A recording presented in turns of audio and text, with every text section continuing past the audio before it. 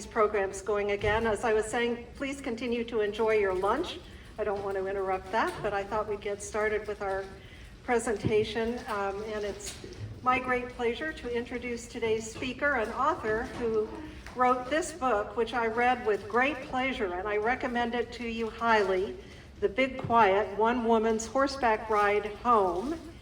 And our speaker today is not only a very fine writer, and as I found myself reading this book about her getting used to and acquainted with her horse for this big ride, as a reader, I found myself, like the horse did, in very sure hands. And I felt more and more comfortable with the story and loved reading it. She is not only a writer, she's also an entrepreneur and a horsewoman above and beyond, riding the horse on this journey. And I was reminded of an old saying, sometimes you find yourself in the middle of nowhere, and sometimes in the middle of nowhere, you find yourself. And I think that's what happened to Lisa. So please join me in welcoming today's speaker, Lisa Stewart. All right, can you hear me all right? Yes. Very good. I'm so excited to have a microphone. And I put my notes over here, so now I should get my notes. Well, thank you so much for having me. I managed to launch my book in June of 2020. So do the math. It means like you're about my second speaking engagement since the book was published in 2020. So I really thank you so much for having me. And I think that the crowd in this room probably will relate to some of the things that I want to talk about. So is my mic close enough? Need to get it closer? Oh, yeah, that's much better. Okay, very good. Well, again, thank you so much for having me. And so yes, I rode 500 miles cross country on horseback and ended up writing this book. So I'm sure there are authors in this room, and if not, we definitely have people here who have a book in them and maybe think that they're not going to get to write it. But I'm here to say to you that I did it at 62 and got it published, my very first book, and there are more coming. So I encourage you to go for it and do it. There is no reason not to, especially in this age of the internet and being able to get information out in the way that you want to. So I rode from my horse's pasture near Edgerton, Kansas, where I was renting space for him. I live in Prairie Village, so I've had to rent a place for the horse. And I rode south through Kansas, over into Missouri, down south of Springfield, and then a big loop back almost to his pasture again. And where I was intending to ride was, well, I don't know. I wanted to ride maybe a loop around Missouri. I didn't know how long I would be gone. I have a wonderful husband sitting in the back, Bob Stewart, who helped me make sure the trip happened, and I finished the book. But I wasn't sure how long I would be gone. And I thought, well, it could be 2 months, it could be 2 weeks. If it's 2 days, I failed, and I'm not telling anybody I did it. I rode Chief, War Chief Lobo. He was a 12-year-old gelding. He's 15 hands tall, and he has a big motor. And what that means is he's very vigilant, and he is hot-blooded, and he wants to go.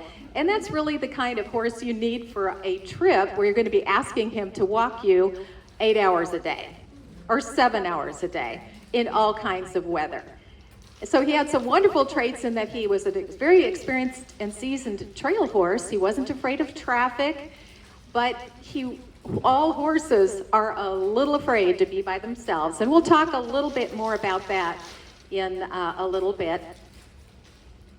I did bring my saddle. It's sitting right over there if you want to look at it a little bit later. And I carried everything I needed for the trip on him, which included a gallon Ziploc bag of all of my food for a week. So that means jerky, nuts, fruit, dried fruit, packets of tuna and salmon, some crackers, and a lot of Kind bars. If you're familiar with the kind of breakfast bar, they're great because they're high protein and they don't melt. because I happened to leave in the hottest part of the year. In fact, it was about the hottest summer on record in 2012. And I left in May 16th and got back about a month later. So I tried to stay on gravel roads. The main thing I wanted to do was to avoid traffic and avoid cars. And I didn't plan my route. So I'll say that I have done a trip similar to this in the past, so that gave me the courage to do it, and I'll talk about that in just a moment. But I didn't plan my route because, you know, when you're going 4 miles an hour and someone says, I got a buddy over there you can stay with, or says, you better not go down that road, the bridge is out, and you get off your meticulously planned route, trust me, at 4 miles an hour, you are not going to ride 5 miles out of your way to get back on your little route. So I knew from experience that it wasn't going to be terribly planned. My only concern was to be sure and stay on as many gravel roads as possible, which isn't all that easy. The way I did it was to use the Missouri and Kansas Atlas and Gazetteer. Has anybody here used a Missouri Atlas and Gazetteer? You know that each little square on that map in Missouri is blown up to about this big. Every little gravel road is on there. Even gravel roads that aren't there anymore are on there. Towns that aren't there anymore are on there. It's fascinating. You can get anywhere you want to go with the Atlas and Gazetteer. So that's how I kind of every night or every 2 nights would kind of plan my route, and then I would have 1 page, 1 block in my pocket and kind of try to follow that route. My husband brought me supplies every Friday. That was our agreement. The first 2 days he came and visited me each day, and so we could kind of I could get acclimated to what I needed and what I didn't need, because I've never done a trip like this alone. And so he managed to come every Friday, and sometimes we would park the horse where he would be safe overnight, and he'd take me to a motel where I could get a proper shower. And we rode about 16 miles every day. That was kind of the average, and that was pretty good for me. My daily routine was pretty important. I would get up usually 5:30 in the morning to try to beat the heat. And I would keep the horse moving at a pretty good, quick walk for the first 4 hours before it got too hot. And then I would stop probably 4 times a day to water him at people's hydrants at their houses. So the water was the whole reason I chose Kansas and Missouri, other than the fact that I love my Midwest. I didn't choose to go in the Rocky Mountains or the desert because I couldn't get at water multiple times a day and be sure that I could get replenished with feed and so forth. So it was just fine to stay here in a populated area so that I could stop for water regularly. At the end of the day then, I would strip everything off of him and I'd spray him down really well with a garden hose and get all of that sweat and dirt and everything off of him. And then just as his coat was starting to dry, I would rub 100% DEET into every single inch of his coat, from the tip of his ears down to the bottom of his hooves in the back. And I did that about 4 times a day to keep the bugs from biting him and the flies and so forth.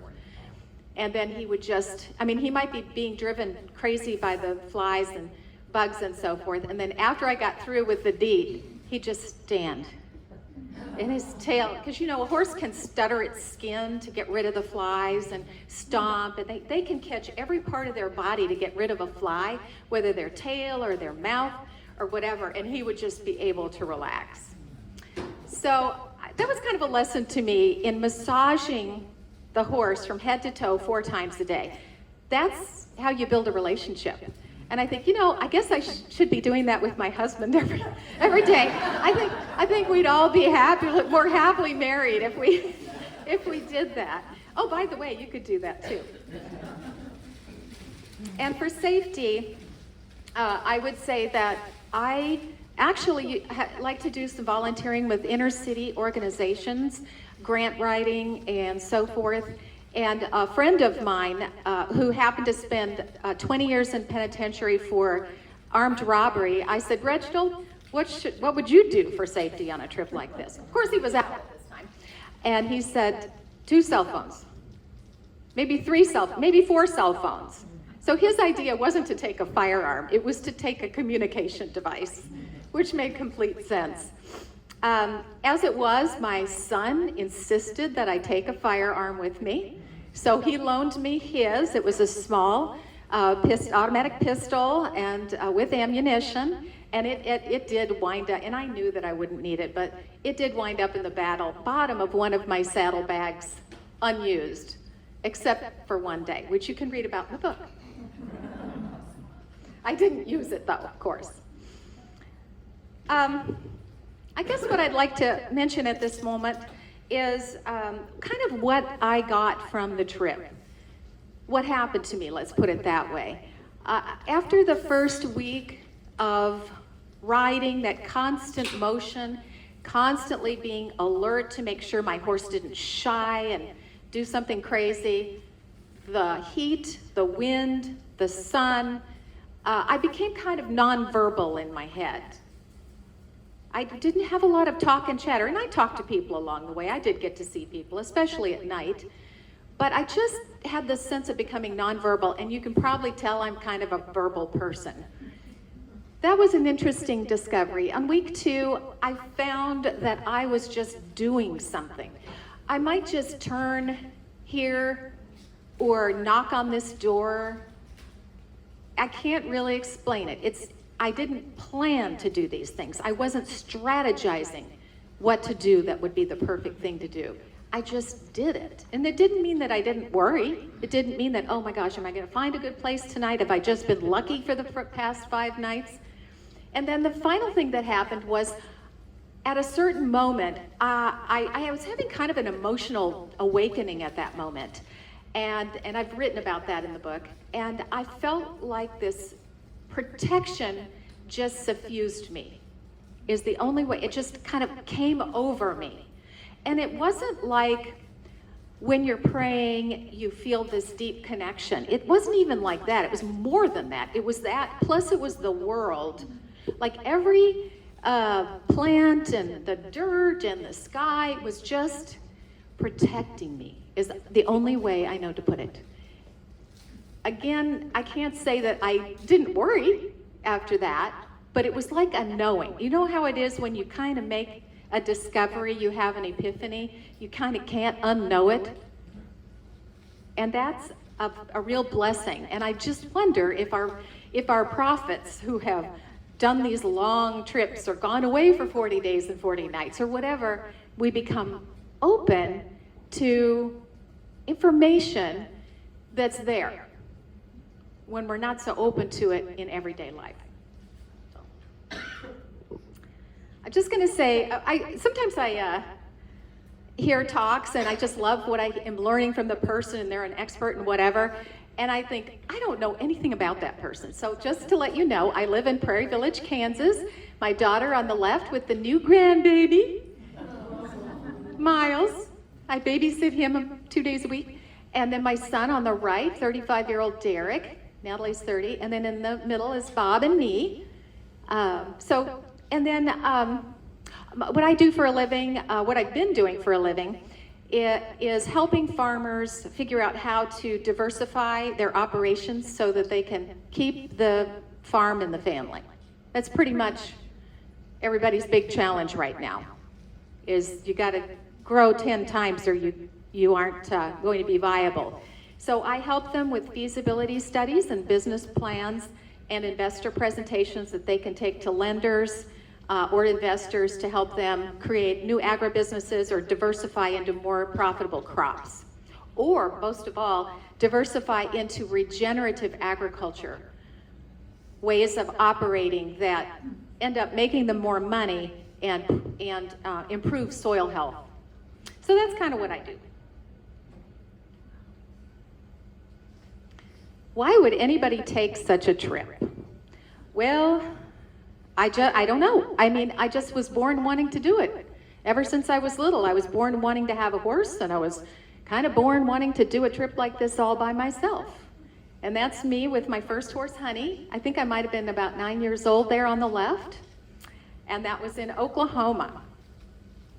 So I did end up doing a trip, as I mentioned earlier, with my former husband, the father of my children, Len Brown, in 1982 when I was 22 years old. So of course I didn't have the guts to do it by myself, so I found somebody crazy enough to do it with me. And he was the outdoorsman and hunter, and I had never been camping before. And we rode from northern New Mexico all the way to Jackson, Wyoming, or almost to Jackson, Wyoming, and then all the way back to Nevada, Missouri, which was my home, and where I lived for about 25 years. So I want to show you a couple pictures from that. The picture on the left was in the Wind River Range in Wyoming. We had 5 horses. Now you know why I only wanted to take 1 horse, because that's like 5 18-month-old kids that you have to wrangle and keep from hurting themselves and causing wrecks. And that's me dripping in leather and sheepskin that I made. I made our clothes out of leather and sheepskin by hand before the trip. And that's Kansas, as you can probably recognize. And it was about 16 degrees and a 30-mile-an-hour wind. That's about as miserable as it gets. And that was us crossing the Green River at the headwaters in the Wind River Range. So that's how I knew that I could do it. I knew what I was getting myself into. Hope that helps explain why somebody would do something kind of funny like this. So now I'd like to read just a short section from the, well, it might not be too short, but it's pretty short. This won't take too long. So this is from the book, and this is early in the trip. It's called The First Morning, Woman at the Well. Chief and I were 3 hours from his home pasture.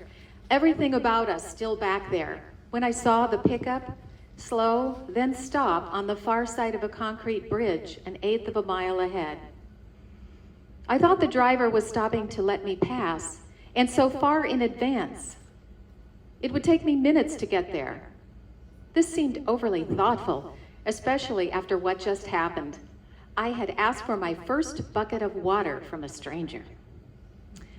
Only half an hour earlier, we had crept up the gravel driveway of a spacious, split-level home on a rise, behind which I could see the tops of neat metal buildings and loafing sheds. It was May 16th, 2012. We were in north-central Miami County, Kansas, on Crescent Hill Township Road.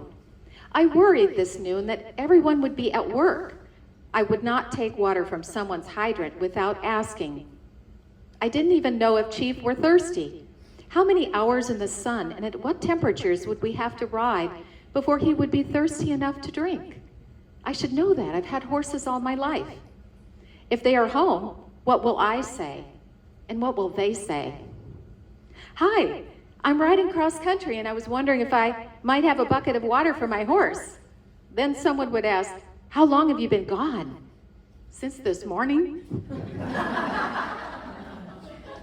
We peeked behind the house, and there, by the barn near a drain back faucet, was a woman my age, back turned to me, spraying off her horse with a garden hose, while her other horses casually observed from nearby lots. Her horse jerked up its head, then so did she. I made a big circle with my hand. Hi. 72 hours before, I had left my lawyer's office after signing my first will, power of attorney, and living will.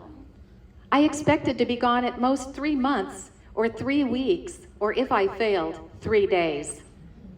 Afterward, I had climbed into my husband's pickup feeling embarrassed by a certain raised eyebrow from my advisor, who had tilted her head at the danger into which I surely was riding alone. What was I doing? The truth was, I didn't know if I would be safe. One phrase was repeated almost spontaneously from so many mouths before my trip that you'd think the entire population of Kansas City had been rounded up to practice it. Be careful, there are a lot of crazies out there.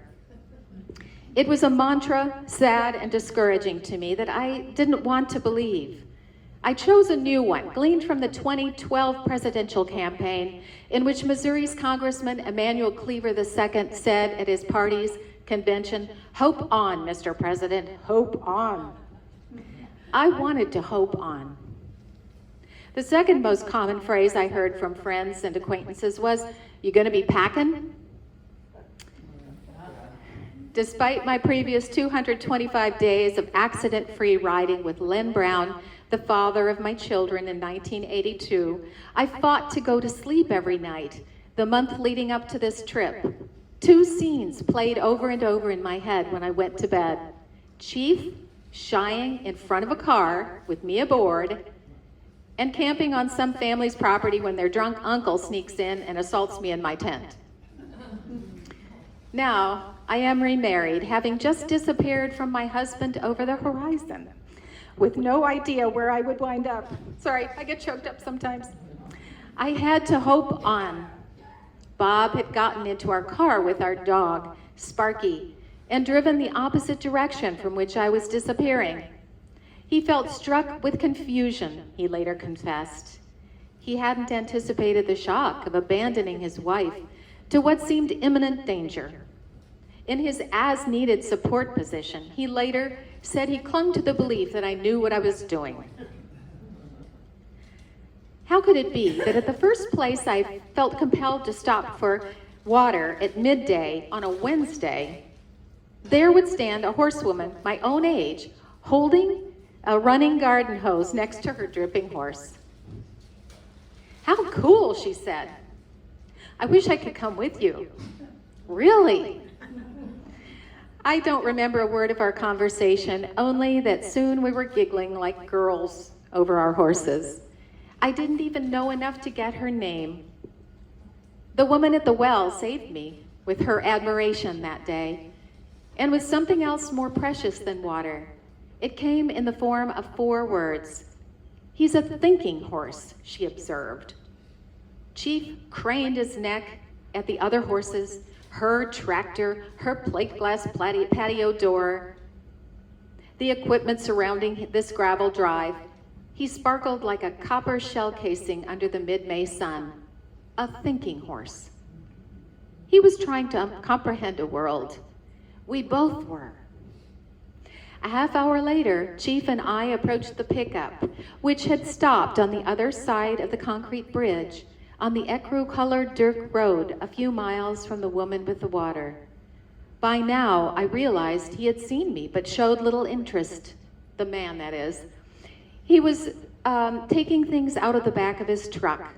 I heard him pull a commercial weed eater that snored several times before emitting a loud ah that soon rose and fell with the density of weeds he was cutting.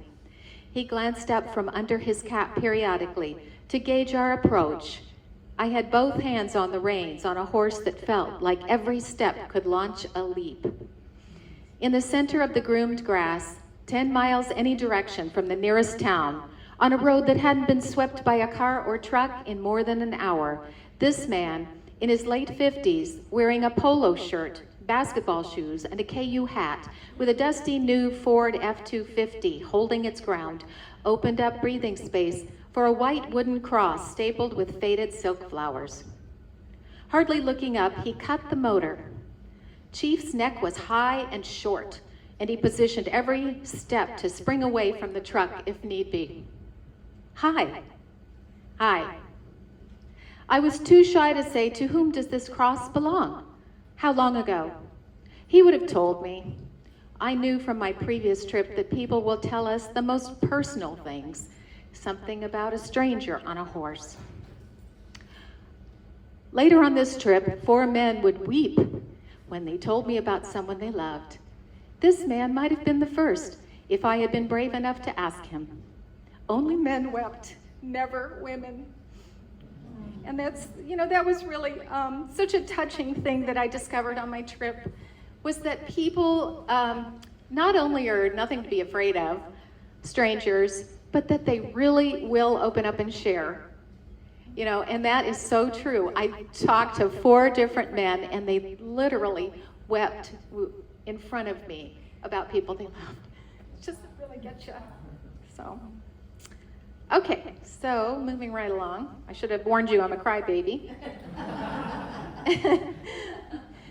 horses think they are prey. Horses are prey animals that think they are the size of a rabbit. You know, if you wonder why a horse does something silly and hurts somebody or runs through a fence or whatever, they're just doing what's natural to them. Riding off alone is insane to them. So when you see the movie, the Westerns, where the cowboy says, okay, I'm going to Mexico, and he's going to go by himself from Nebraska, and the horse just goes off. Well, in real life, all of the horse's buddies are over there, off camera. You know, I mean, riding away from the home pasture and the herd takes a tremendous amount of trust that you build with the horse. And horses are, as Temple Grandin has written in her wonderful book, Animals in Translation, she explains some of the similarities between horses and certain autistic people, in that the associations between one scenario and another aren't automatic. In the horse's case, it is a lack of a prefrontal cortex, but you can kind of need to teach a horse something on one side of his body and teach him again on the other side of his body. You can and there are horse people in this room who know what I'm talking about. You can teach a horse that this farm implement in the grass is not a scary black bear that's going to jump up and get him. And so then he's not afraid of it anymore. But then he sees it in another pasture and he's afraid again. You have to teach him over there that it's okay. And all of it really does come down to trust. On the left, Chief is reacting to, if you can see his stance, see how he's kind of reared back there? And he had just about pulled that fence out of the ground prior to me snapping this picture. And in the foreground is the top of my tent. I had a little one-man tent. And I had just put the tent up, and if you've ever put up a tent that has the flex tension poles, it kind of pops up all at once.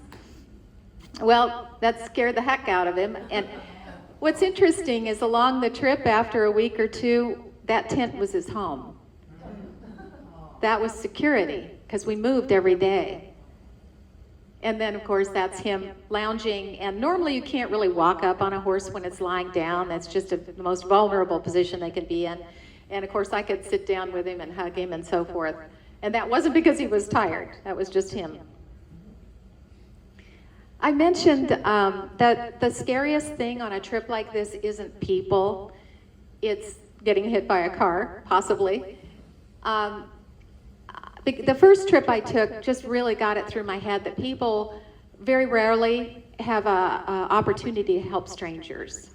You almost have to kind of sign up to go help somebody. You know, how often do we run into people in the daily course of living to help people? But it's natural to us. I mean, we are anthropologically, we need relationships to survive. That's why we tend to stay with our tribe and feel uncomfortable around folks who aren't like us. It's just the way we've evolutionarily been developed. But you know, I find that if we could just turn off some of the cable news and get out of our car and go meet a stranger, we are reminded that the vast majority of people are safe. And then the hardest thing for me on the trip wasn't even the physical dress. I mean, the buckles on all my gear, that was really kind of the hardest physical thing. I mean, I don't know, my hands are just not that strong. The buckles and loading the horse and unloading it was hard. But the really hardest thing for me as a good German Lutheran girl was, number one, I was raised, you don't ask for things and you don't put people out. And every night I was asking for things and putting people out. So that was really hard for me to do that. But as I said, after I got into the trip and I just got this sense of doing the right thing and knowing what was safe and somehow avoiding things that weren't safe, I felt comfortable knocking on doors and say, hi, I'm a writer, I'm riding cross country on horseback, and I wondered if you or someone you know would have a place I could put my horse overnight, a little spot for my tent. I have everything I need, all I need is a few buckets of water. So this is the Spains near Lockwood, Missouri, who took me in. The kids always loved to see me. So even though I never got over feeling really bad about imposing on people, I was only turned away one time, and that was because the person lived in a rental and they didn't own the property, so they obviously couldn't give me any permission. So they made me stay in their yard, which was wonderful, by the way. And I also wanted to quickly mention I was talking about my daily routine earlier. At the end of the day, I said I sprayed off my horse and got him all doped up with DEET. And then I carried 2 sets of riding clothes. So I would strip down and bathe, and then I would wash my riding clothes and put them on a fence or a tree or something to dry. And then I had 1 set of camp clothes, which was shorts and a top and flip-flops. And so every day I got to put on a fresh riding clothes. And I washed my hair every morning before I left in a garden hose or under a faucet. And then I usually, yeah, it was cold. And then when I stopped for water 3 or 4 times a day, then I would drench my head again with the hose, just because it did get up to over 90 degrees many, many days. And it was, as I said, it was a bad drought that year. So that was kind of how I handled my personal work. What I hope that people will learn from this trip is that the world is safe. It's such a minute portion of the world, people who really want to do us harm. And I just feel that if there's something that we've always wanted to do since we were a little kid, I just feel like there's some reason for that. So getting to express, giving yourself permission to express that some way, I just think there's a reason. And I'm not sure, and you might not know until you do it. And it doesn't have to be a death-defying adventure, obviously. And then, obviously, rural, I kind of want to dispel, I have a little chip on my shoulder because I've lived most of my life in the country. And I know there are, some people have stereotypes about country people, certain political views and religious views they think and all that. And I don't know, I mean, just everybody I meet and everybody I've grown up with, yeah, I might not agree with every little thing, but they're not thinking like we see on television. They're not thinking like we see on Facebook, the vast majority. We have commonality, as I say from the country, out the yin-yang. So, and they just tend to have more space around them. So it's really interesting when you ride up and you meet somebody and you go, oh yeah, he manages 300 people in Lawrence, Kansas, and he drives an hour and a half to work every day. Or they've got, they're a government contractor. They just happen to do their work from their home in the rural Missouri. Those are the things that I hope that people will take from my book. So that's my presentation. I would love to answer any questions that anybody might have. Yes, ma'am. Beautiful saddle here. Is this the one that you used to ride? Yes, that was my saddle, and I will elaborate on that. That's called a Paso Royale. It's a Peruvian Paso design. And after my horseback trip with my former husband, we had trouble with our saddles hurting our horses within the first 500 miles. And he was an innate engineer, and he solved our problem. And we came home and patented it, and I wrote many, many articles about the biomechanics and anatomy of the horse and the anatomy of saddles. And we sold $25 million worth of our saddles all over the world. And I wish I could tell you that I walked away with all that, but I didn't. He had a very bad head injury in a motorcycle accident 10 years into our business. We had 100 employees in Nevada, Missouri. So that's the American dream. We started out with nothing. We employed all these people, and we changed the saddle industry. I taught people that about how saddles really, really hurt horses. And we were together another 7 years. And the business, unfortunately, failed after that. And I started over at 40 with 2 little kids and 2 beat-up cars and a few little sticks of furniture.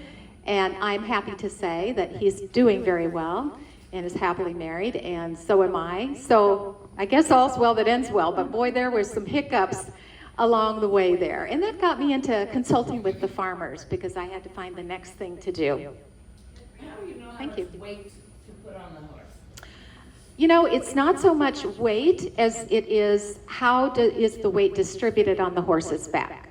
You would want to keep a pack saddle under 150 pounds, but a live human being, it can be 200 pounds or more.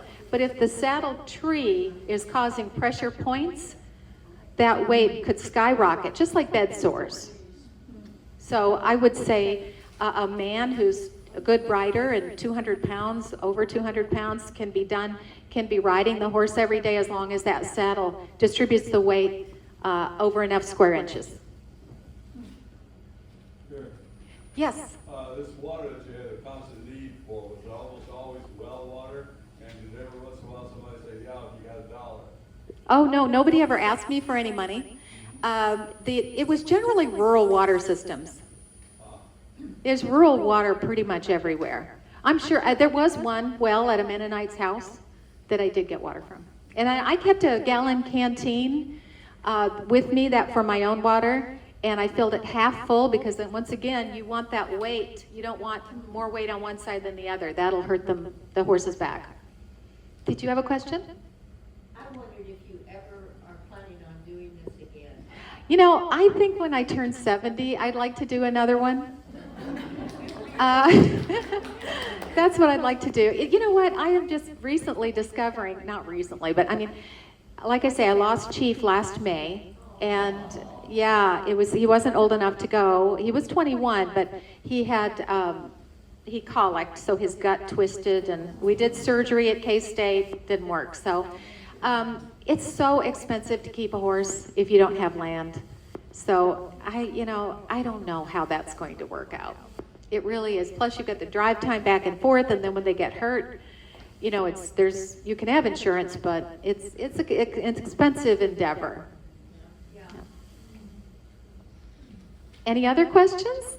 I could relate when I saw the picture of you as a little girl with your horse, because I grew up in Des Moines and I was inside the city limits, and I kept begging for a horse, and my parents said, "Where will we put it?" And I said, "The neighbor's backyard."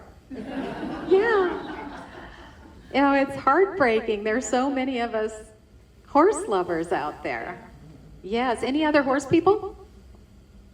No? Your daughter? Oh, she is. She never had one, but she loved horses. Yeah. That was a place that I thought, on Hillcrest Road, where we could go and she could horseback ride. Oh, wonderful. You know, that may be how I get my goodies, is just taking lessons now.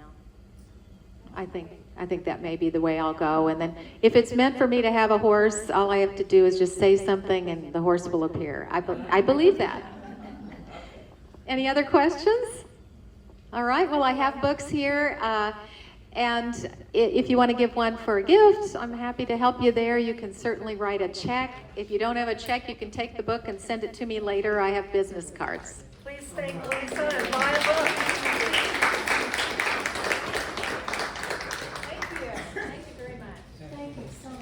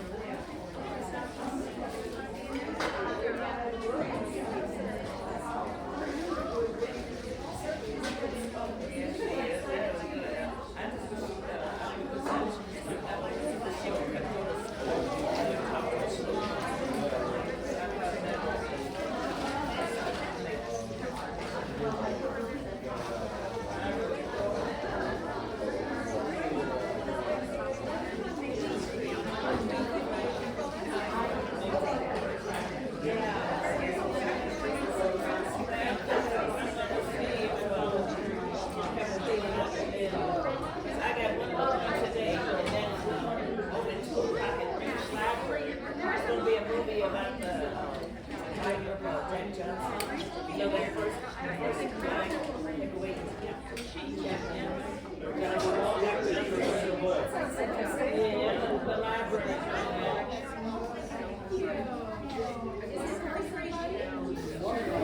my daughter too.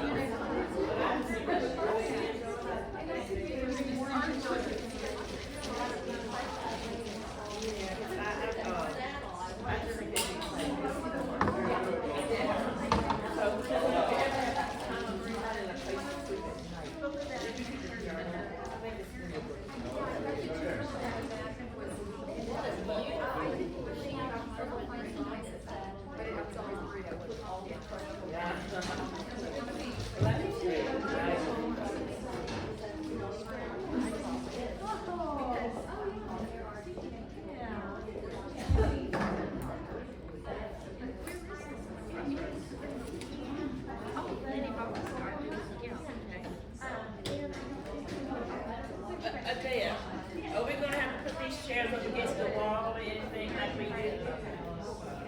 Just round, you know. Now that's supposed to be good. Oh, and those pages of mine. And that's it.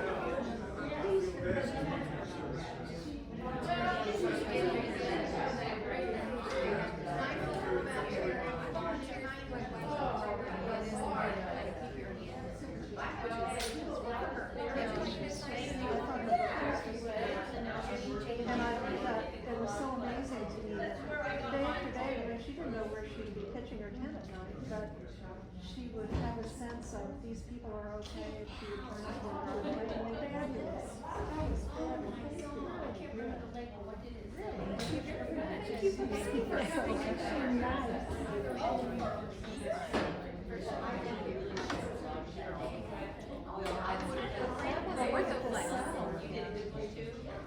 This is interesting, I have not seen all the pattern of, but I'm not sure whether I looked at it, you know, when I was young and able to go on like a trail ride.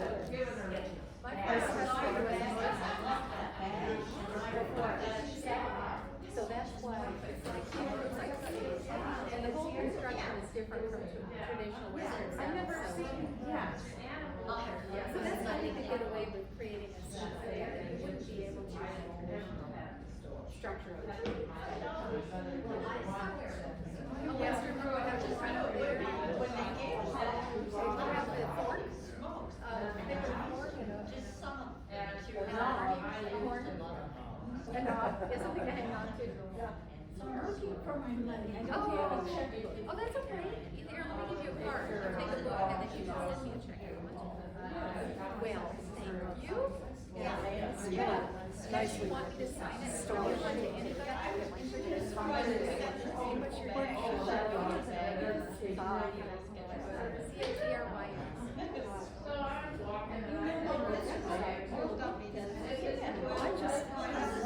I love how they feel to the touch and the smell of the horse. I love that smell. I have no reason to ever be around it. I miss the occasional trail dog. I would dare to try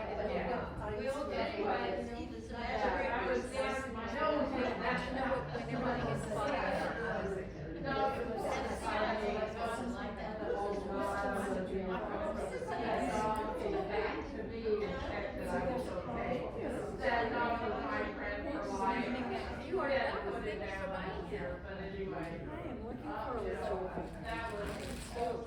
Great.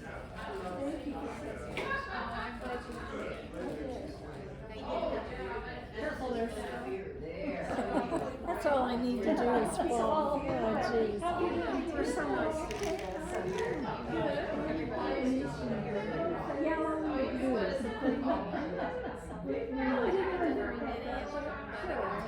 Could be.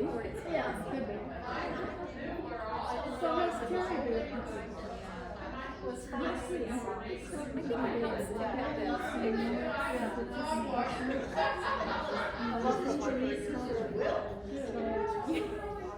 You could just see the intention.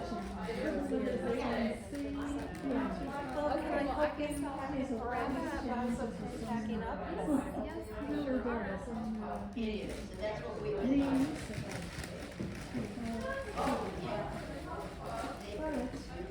So he's not here today because he's getting a test and we'll see how that turns out and Did you get an invitation? it's a challenging time. Yeah, it is. We're have started the process of downsizing, whether we know or not, needs to be done. And we've collected way too much. Oh my God. Yeah, and it is always a job. It's going to be. My sister moved from a big house to a smaller one. And what she did, her kids suggested, and she went with it, was take the furniture you really want to keep. And have a estate sale for everything else, so that's what she did. Somebody rents apartments, and she said, something that said, this has come available, and you like it and everything, and then you can move in, and they have people to work with that help you move, and then Lisa, is this your phone and Oh, yeah, tripod? better get, I better get that guy. Yeah, don't forget that. I'll be We right back. enjoyed this very much. I wonder if there's a look to that. Yeah.